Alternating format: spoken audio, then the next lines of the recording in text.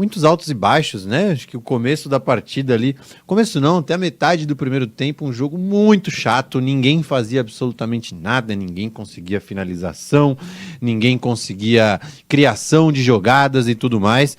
E aí depois disso, o primeiro tempo ficou um pouquinho mais aberto, o Santos conseguiu encaixar alguns contra-ataques ali, teve uma finalização interessante com o Soteldo, mas fato é de que o primeiro tempo foi, se tivesse que ter um vencedor, teria que ter sido o São Paulo, porque chegou muito mais do que o Santos e com chances mais claras, né? Chegou muito mais próximo do gol do que o Santos e o João Paulo, grandes defesas ali para segurar o 0-0. Já no segundo tempo, o Santos até que melhorou, mas acho que algumas escolhas aí do Marcelo Fernandes ou até demoras em substituições aí fizeram com que o Santos não tivesse a força suficiente, né, para incomodar o São Paulo. É muito bola no Soteldo e vamos ver o que acontece.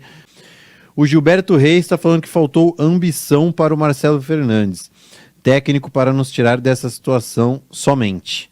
Cara, mas não é uma situação fácil não, é uma situação muito difícil. Se ele conseguir tirar o Santos, tem que ser valorizado. Mas eu concordo em você estar criticando o Marcelo, mas eu não acho que faltou ambição, tá?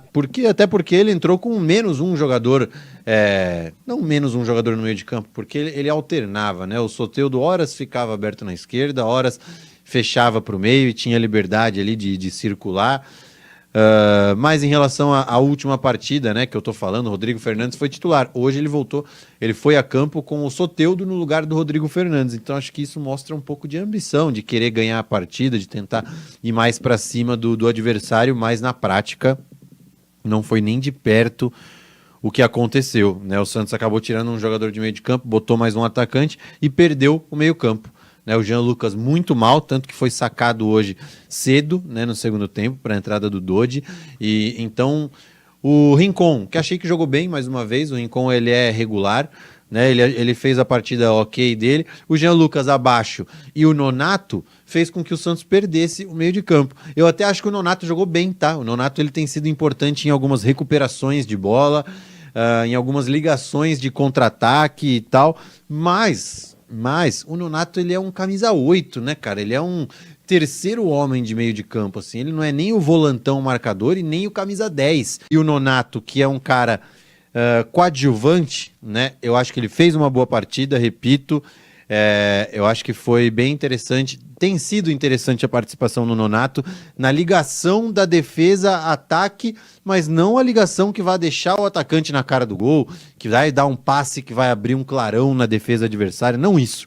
Mas ele tem desarmes importantes, ligações ali de contra-ataque importantes, mas ele é um camisa 8, né? Nem o primeiro volante 5 e nem o 10. Ele é um camisa 8, então eu acho que o Nonato, se ele jogasse junto com o Lucas Lima e mais dois jogadores no ataque, né? Vamos pensar em Tomás Rincon, Jean Lucas, Nonato e Lucas Lima, Soteldo e Marcos Leonardo, seria melhor para o Nonato, seria melhor para o Lucas Lima, seria melhor para o Soteldo e para o Marcos Leonardo, além de que também ajudaria o Jean e o Rincon. Então, esse esquema aí com 3 jogadores mais soltos de marcação, que hoje no caso eram o Soteldo, o Marcos Leonardo e o Silveira, acho que prejudica o time do Santos.